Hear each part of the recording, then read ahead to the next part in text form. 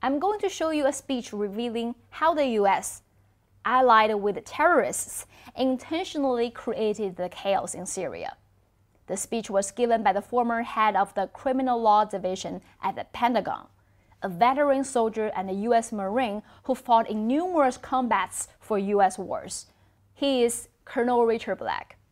He heavily criticized the U.S. increasingly extreme foreign policies, especially the U.S. role in the Ukraine crisis, its war in Iraq, in Afghanistan, and Syria.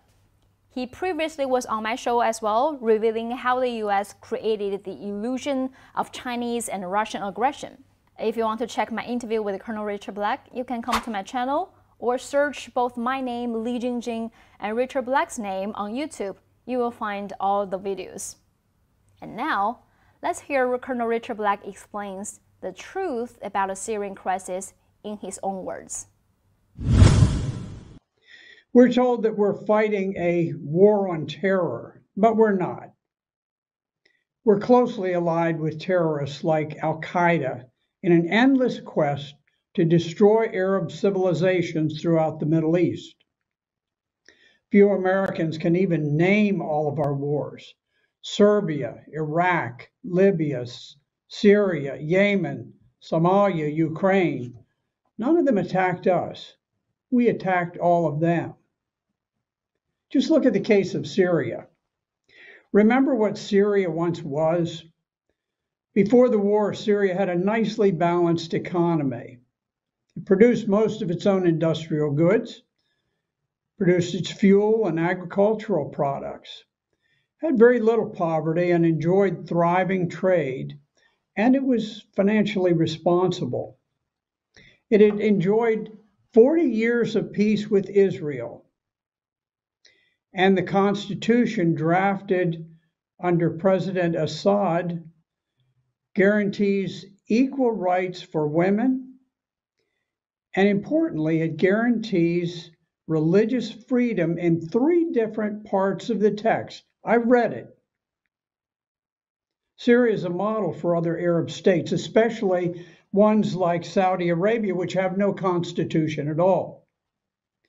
We call Syria's president a dictator, but in 2014, he was overwhelmingly elected by the people of Syria in a fair and free election.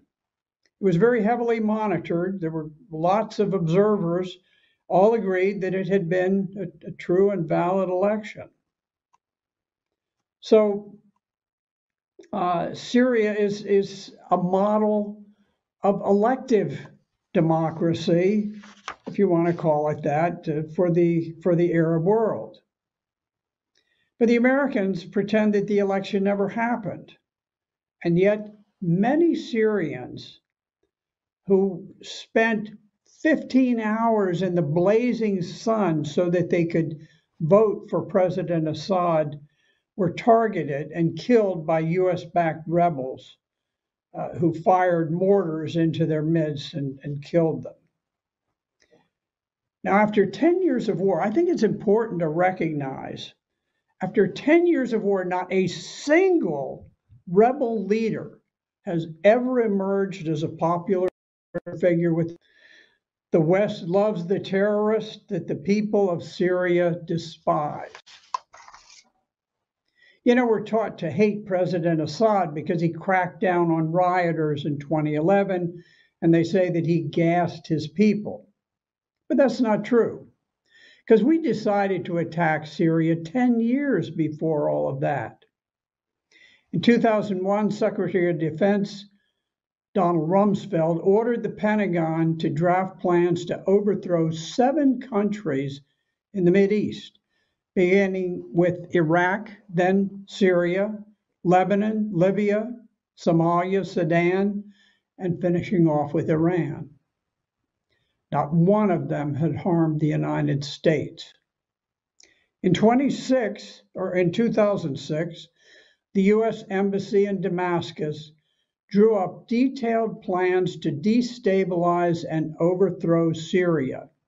Those were widely disseminated to the Pentagon, to various unified commands. They went to NATO. They went widely across the world. the specific plans to destabilize and overthrow Syria, and that was long before any demonstrations had ever occurred in Syria. And yet we claim them as the reason that we opposed President Assad. In 2011, also during the Arab Spring, the highly secretive Central Intelligence Agency Special Activities Center sent paramilitary teams into the sovereign territory of Syria to identify, train, equip, and lead terrorists to overthrow the Syrian government. In 2013, Barack Obama formalized this long-standing support for anti-Syrian terrorists by secretly authorizing CIA program Timber Sycamore.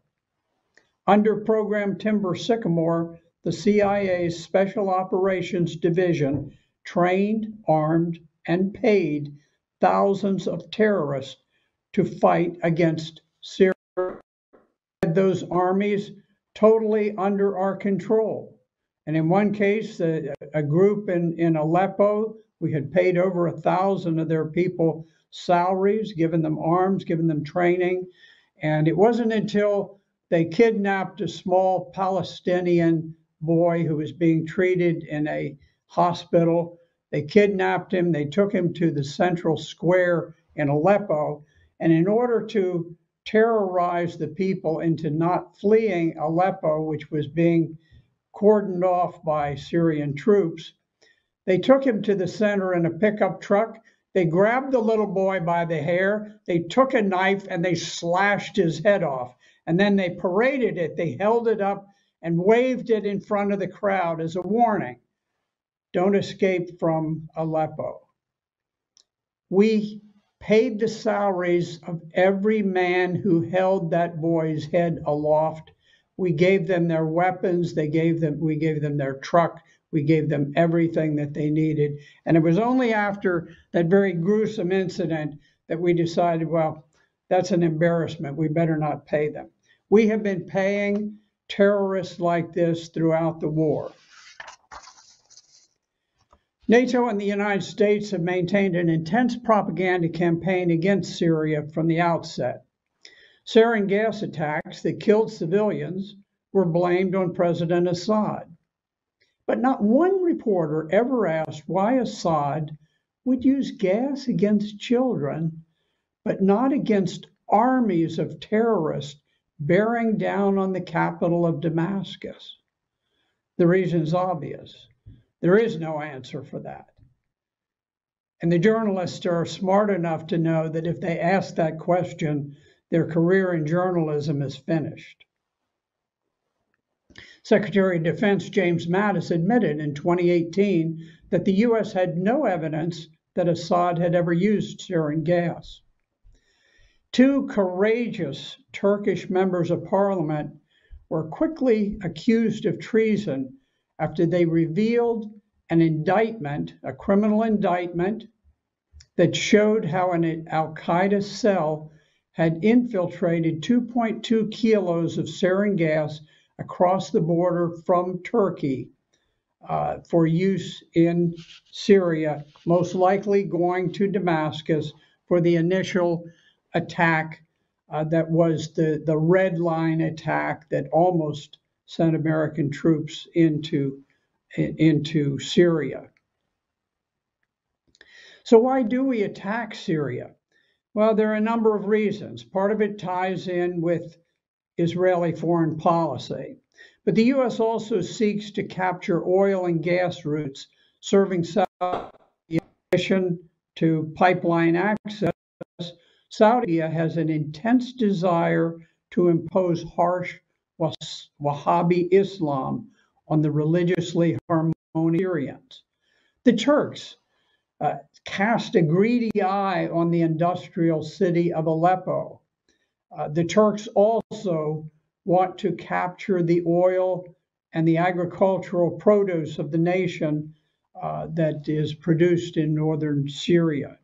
So there are many people who have these desires, and There are many reasons behind the war.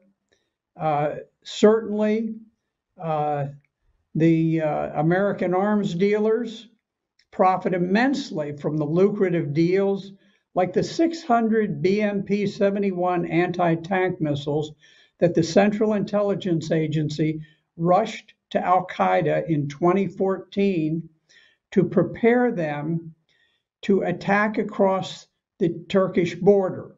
It was only with those CIA provided anti-tank weapons that the Al-Qaeda terrorists were able to break through the Syrian armor and the Syrian lines and seize the beautiful town of Kasab and behead the Christians who were there and all of the churches, and then smash ancient tombstones with sledgehammers. That was done thanks to the CIA. Al-Qaeda never could have broken the Syrian lines without those anti-tank missiles. Many of these terrorist groups have sworn to behead the Christians and the Alawites and to make sex slaves of their wives and daughters. One jihadist famously drove his American-made Humvee into battle with a naked slave girl lashed to his windshield. And he knew that the Syrian soldiers would hesitate to shoot at his Humvee as long as there was an innocent girl lashed to the windshield. And then that's why he used it. That's why he put this poor girl up there and drove her first into battle as his shield. In 2015, U.S. troops illegally invaded northern Syria and unlawfully seized Syria's oil. We authorized an American oil company to build a refinery for $150 million and to drill for more oil on sovereign Syrian land. Before the war, Syria never needed oil or natural gas because it was still self-sufficient. It exported a little bit, but it was not a big oil-producing country. But what was important is that it provided all of the fuel, all of the gasoline, all of the heating fuel for the power plants and so forth in Syria. But now, the legacy of the nation has been stolen by the United States, leaving Syrians to freeze to death in the winter as we steal their fuel. The same region, northern Syria, is the breadbasket of the country. It grew enough wheat to feed the entire nation, to export a little bit, but this too has been stolen. We gave it to the Kurds who are shipping Syrian wheat to Turkish merchants, while Syrian peasants starve.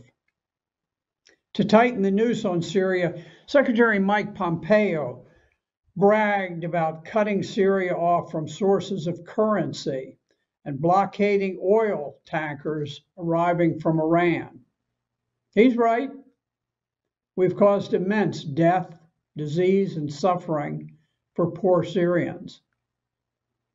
Americans are routinely reminded that we're not targeting common people, the leaders. Rubbish. That's a total lie. Sanctions do nothing but attack the innocent, the poor, the helpless. They are the most cruel and barbaric type of warfare that we can wage. We steal food, fuel, and medicine from the poor. We blockade supplies for rebuilding so that Syrian men must fight for a living or starve. If we ended the blockade, they could work rebuilding the country. Syrians are tired of war. We've imposed 10 years of war on them. They want to rebuild. The young men, the time that fighting wars was was exotic is over. They want to go home. They want to build families. They want to rebuild their homes and their businesses. But the United States blockades all materials necessary for rebuilding, so that young Syrian men must fight for a living or starve. As it is, the only work is fighting, which will go on as long as we continue funding it. The world must reject for 10 years against the Syrians, but we've oppressed the Iraqi people for 30 years. We've dropped over 250,000 bombs on Iraq, and we bombed them even while we sit in military base camps occupying the country. This madness must stop.